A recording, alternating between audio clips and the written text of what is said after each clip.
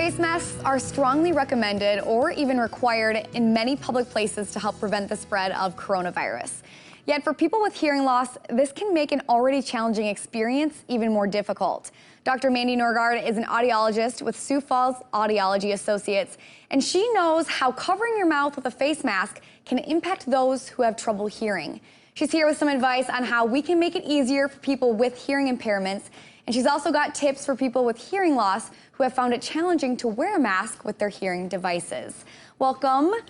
Thanks for having me. Yes, this is a very important topic because even someone who doesn't have hearing loss, we do sometimes have troubles hearing, and we resort to that lip reading. So what would you say, how is the mask wearing impacting us during this time? I think it's even making those with hearing loss more frustrated.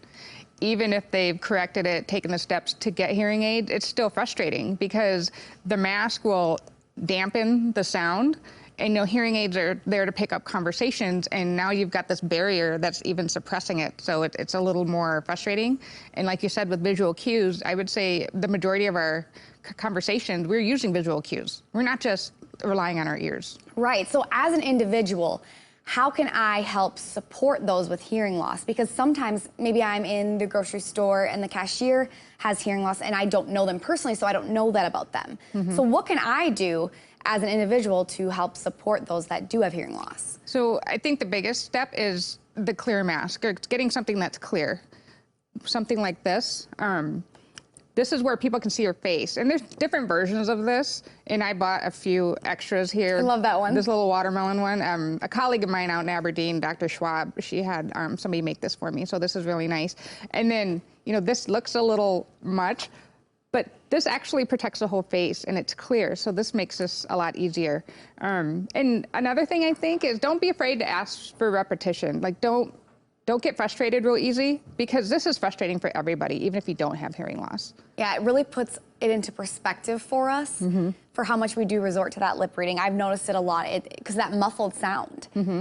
For those that are wearing this, we have the clear masks option, so that we just talked about, but I also want to talk about some other things that they can benefit from, and so let's move on to headphones. So a lot of our communication is now with technology. We're doing Zoom calls. We're continuously doing Zoom calls. So if you've got headphones, you can just plug right into your phone or your tablet or your iPad.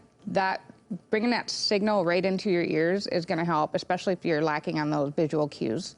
And tips for the phone. The phone, if you have Bluetooth, which most hearing aids right now have Bluetooth in them, it's just, do you have it enabled, do you not? Because most everybody has a phone that has Bluetooth. You can get that direct streaming. And if you don't, if your phone's not compatible, you can get devices that you can clip on that will communicate as well.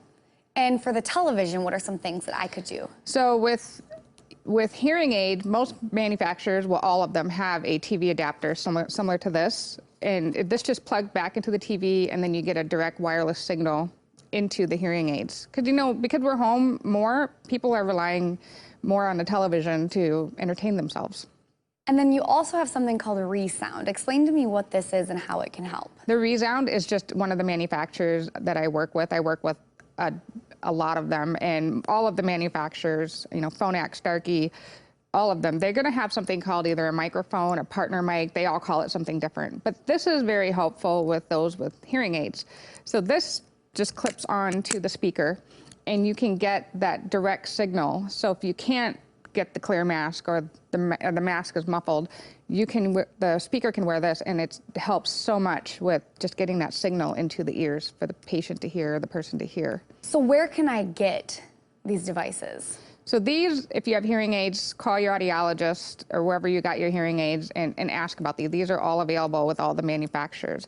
And the one thing I do want to make a point is manufacturers are aware that masks and hearing loss are a problem. So they're adding things to their technology. So they're adding soft speech. They're going to increase that speech, because we know that the masks muffle speech to increase for clarity. So you're not increasing everything, you're just increasing speech a little bit louder, because we all know we're wearing masks. If you use an app on your phone with your hearing aid, you might see with this new update with Apple, it'll say mask mode, or it'll say something with a mask. And if you press it, it's increasing that speech when people are wearing a mask. So the hearing aid industry is aware of these challenges as well. Yeah, very interesting. I want to talk a little bit too, because now that school is back in session and it's not 100% required, but it is highly, highly recommended that these children are wearing masks throughout the day.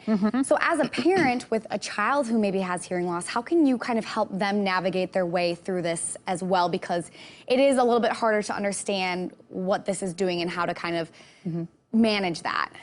So I have children that just started school, and the teacher that one of my girls has, she is frustrated because she's like, children, even if they don't have hearing loss, they're learning. They need to see that visual cue. So I've had school districts contact me.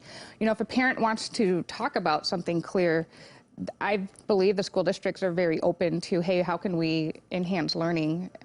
So I think start with this conversation and see if they have hearing loss and hearing aid. Definitely the school districts do have the resources for FM systems and mics and stuff like that. Now, I also want to talk about people with hearing loss and the challenges that they have with wearing a mask. Not the actual hearing part, but just keeping a mask on. And you have some tips for them if anyone is watching and would like to know, because the mask is probably irritating. Yep, the mask is just another thing. When you've got glasses and hearing aids over the ear, it can cause discomfort. I think the people losing hearing aids has increased dramatically since we've had to wear masks, because the majority of the hearing aids go over the ear. One thing that you can do is, and I have these in my office, and you can also find them online, is this goes around your neck. So instead of putting the loop around your ear, you put it around your neck, and then you bring it around, and then this holds your mask and not your ears, and that helps with comfort and stuff like that. Or you could find, you know, a mask that goes over your head instead of around your ear. Another thing is obviously be conscious of the hearing aids when you are taking off your mask. Don't just whip your mask off. Some patients will put their eyeglasses, the bows, over the hearing aid and then the mask, so when they do take off the mask, they're not taking the hearing aid with them. Right. I'm sure people are even losing their hearing aids if they're popping off and then not being able to find them or noticing it right away. I've gotten enough phone calls with this problem. Yeah. Well, thank you so much, Mandy, for coming in, giving us these tips and giving us some advice on ways that we can help those with hearing loss. Yes, thanks for having me.